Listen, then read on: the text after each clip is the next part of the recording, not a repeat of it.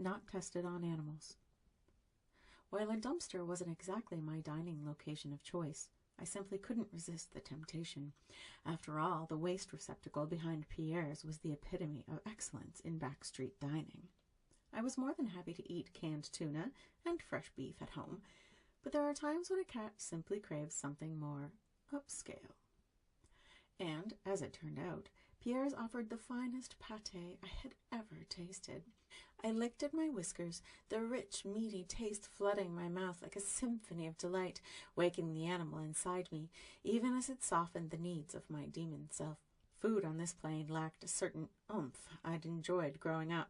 Dominiconian cuisine was always much more flavor-packed and delightful to the sharply tuned palate. And while I'd lost some of my ability to appreciate the finer choices of dining back home, that didn't mean I couldn't enjoy the occasional foray into the daring and delicious. The clear and quiet night lent an absolutely perfect ambiance for my private repast. Tuesdays were, I'd come to discover, the ideal time for uncovering my favorite dish. For some reason, the chef always seemed to have a surplus of the delightful treat to discard once the restaurant closed. I discovered this cheery truth by happenstance, led to the alley and the dumpster by my quivering and inquisitive senses. It didn't take me long to hop up onto the pile of cardboard discarded next to the dark blue waste box and find what had literally led me here by the nose. Mind you, I had the odd skirmish to deal with. The local strays believed they had the right to scavenge my repast. A soft push of magic and some theatrics with growling and glowing eyes thrown in sent the scrawny Toms and Moms scurrying, though I made sure to leave them plenty. I wasn't greedy, after all. I just preferred to dine alone. Odd, though, I'd noticed of late. There were fewer contenders for my Tuesday night meals. While Wilding Springs wasn't exactly infested with strays, there were more than enough, typically, to keep the local SPCA busy. The faint light of the street lamp at the end of the alley cast long shadows over my dinner as I pondered where the cats, and few industrious dogs, might have gone off to. The rats were, naturally, in abundance, but not brave enough to challenge me as I perched carefully on the edge of an old chair cushion, my plastic-wrapped dish before me. Perhaps they'd found homes. Sadly, as I took my first nibble, I knew that was far from the truth. I hadn't noticed a rise in visibility from the pound, or any traps about, so it wasn't the municipal government cleaning up the strays. I'd have to look into it, right after I finished with the divinity of my dinner. Chef had certainly outdone himself this time with hints of balsamic vinegar spicing the perfectly seared duck fat. I was deep into my experience, trying to identify the divine flavor, when the sound of scraping made me lift my head. My wobbly head. Here now, what was this? I blinked, unable to move faster than what seemed like super slow motion, as the world wavered from side to side. My power flared. I fought the malaise, but too late. The last vision I caught as I fell into darkness was a pinched and scruffy face, a teenage boy grinning down at me as his hand lunged out and grasped the back of my neck. "Here, kitty, kitty," he said, and then all went black. Soft light woke me, the sound of whimpering, soft crying, the rattle of metal. I opened my eyes, mouth dry and uncomfortable.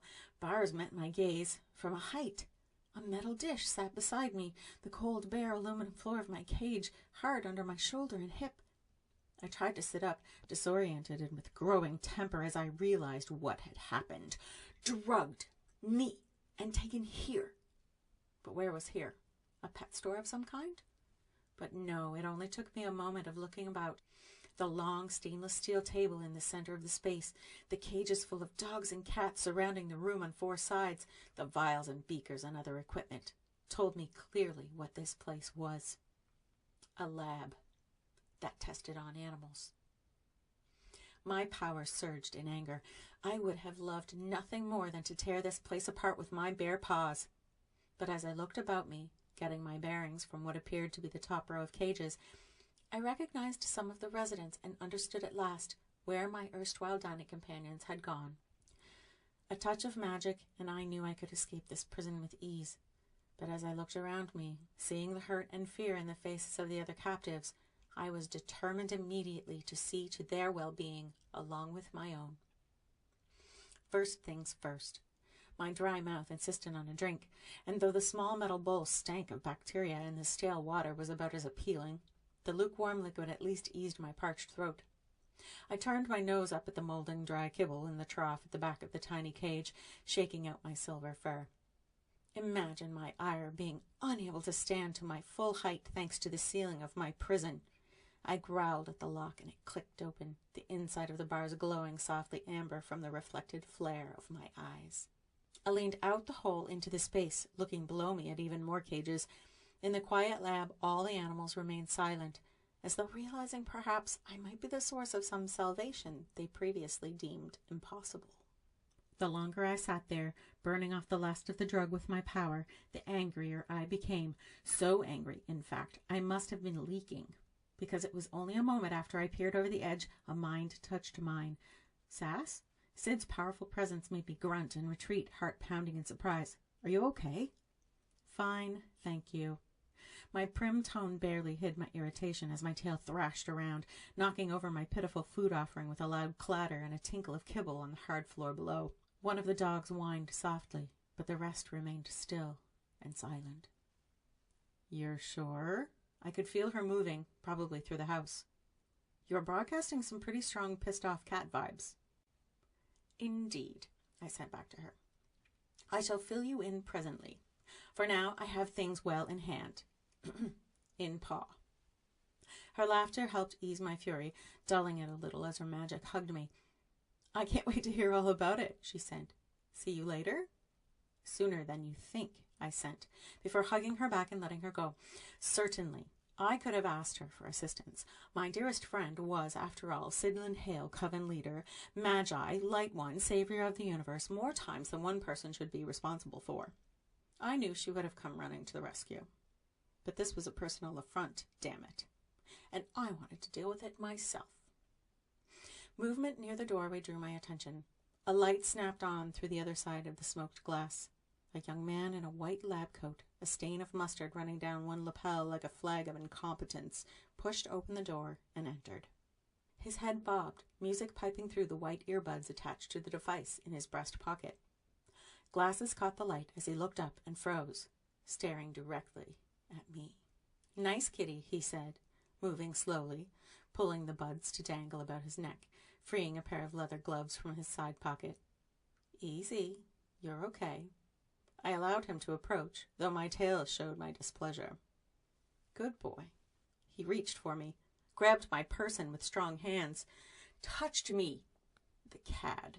I was spun physically, chest gripped in two hands, forcing me to crane my neck around from my awkward and embarrassing dangling position, to see the older man with a double chin and an expensive suit stomping toward us. I thought I told you to get rid of these. Suit didn't look at me, at any of the animals in their wretched cages. He simply waved around as though we were mere garbage to be disposed of. Almost done with testing, my captor carried me to the stainless steel desk. You wanted to be sure the new makeup line wasn't toxic, didn't you? These things take time. I hired you to get the job done, the older man said, jaw jumping. Don't make me regret it, Jason. My captor looked up over the edge of his glasses, a little wicked smile on his face. Just keep deflecting, Mr. Johansson, he said. This time next week, you'll have a brand new product selection to sell, and all of these animals will be gone. Johansson. I knew that name. A local producer of what were touted to be natural and organic products, and, if I recalled correctly, not tested on animals. The lying bastard. I'd heard enough. Time to put the fear of Sassafras into them. First order of business, however. As Jason pressed me down into a sling, attempting to strap me tight, I reached out with my power and found the alarm system, and set it off. It was a silent system, thank goodness. I wanted these two to be surprised when the police showed up. The only problem was, the animals could hear it. The sudden barking and meowing was deafening as Johansson turned with a scowl. I saw my perfect opportunity to make sure these two men never, ever did anything like this. Ever again. I simultaneously shut off the lights, triggered the electric lock on the door, and gave the animals voice. Oh, yes, I did. Let us out. I'm so scared. If I get a hold of you, I'll tear your throat out. That last was from a particularly snappy little chihuahua. From the way he bared his teeth, I didn't doubt he had homicide in him. No, we're not supposed to allow normals to see magic, but the powers that be could kiss my furry behind. The results were lovely and heartwarming as Johansson screamed like a little girl. I chose that moment to unlock the cage doors, releasing the hostages who swarmed over the shrieking man. Jason's grip on me slipped as he stumbled back, but I wasn't going to let the others have him. I pounced, letting my demon self show in my eyes, the flare of amber reflected in his glasses as I roared my best lion roar in his terrified face. I think he might have had an accident, from the smell. Loud pounding on the door outside was my cue. I cut off the animals' voices, returning them to their barks and meows, even as I released the lock and the police came rushing inside. From the startled looks on their faces as cats and dogs hurtled toward them, they weren't expecting this level of mayhem. Please, Johansson was a blubbering mess, fighting off said chihuahua who lunged for him over and over. Save me! The hall outside flooded with animals trying to escape. I leaped from Jason's quivering body and settled on the stainless steel table, tail wrapped around me, carefully grooming one paw as the police officers finally realized what was happening. I observed Johansson's arrest with a smile. Jason's as well, enjoying every moment of his boss's blubbering confession. I'm sorry. His wail was highly amusing. I'll never do it again. A quick questioning turned up the names of the young men recruited to kidnap innocent animals and bring them to this lab. Most satisfying. I wished I could see their faces when they were arrested. But it was Jason's stare of terror as they led him away in cuffs that brought me the warm fuzzies. The nice SPCA lady came to stroke my fur as he was taken from my sight. Poor baby, she said, teeth bright against her dark skin, tight black curls rather attractive. I'm sure we'll find a lovely forever home for you, handsome boy. I had a home, thank you. And though she was kind, I could feel it in her, that she truly cared. She smelled of a shelter, and I simply couldn't have that. Not for me, obviously, but not for my new brothers and sisters in arms, either. I was in the mood for a much better idea. Some magic during the removal of the animals liberated them once again, bounding, barking, and eager, following me as the SPCA lady and her people tried to contain us, to no avail. I saw to that with some blurring power and a distracting mirage or two, sending them on a wild goose chase in the other direction, while I led my new friends away. By the time we crossed through the park and into the backyard, over the family wards, I had 24 companions following close behind. The door slammed open, the light coming on as Sid emerged from the house, eyes huge, freezing in place at the sight of my posse shivering behind me, staring up at her with huge, frightened eyes. Normals can be assholes, I said. We will make sure these innocents understand not all people are out to hurt them. I never meant to grow emotional, but it was hard not to feel a wave of anger and sadness as I felt the lingering fear and worry coming from the animals quivering in the dark, waiting to see what would happen to them. The coven will adopt them, I said, and keep them safe for the rest of their lives. Sid bent and lifted me into her arms, eyes brimming with tears. You betcha, she said. My Sid. I knew I could count on her.